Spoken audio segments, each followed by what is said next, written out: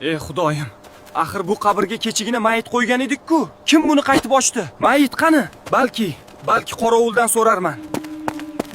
Qobil dedim. Nimalar bo'layotganidan xabaring bormi? Qobil chiqa qolsang-chi. Ey Teshavoy.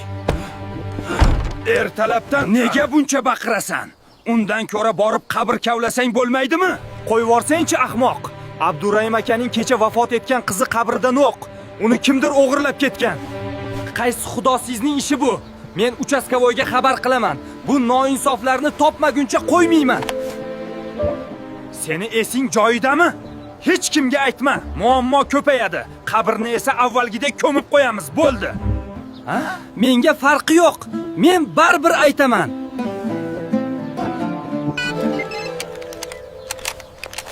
Alo. Va alaykum assalom. Kim bu? Begzod aka, men Teshavoyman. Qayerdasiz? Siz bilan gaplashib olmoqchiman. Ha, Teshavoy, kelaver. Men ishxonamdaman. Ish qilib tinchlik bo'lsin-da.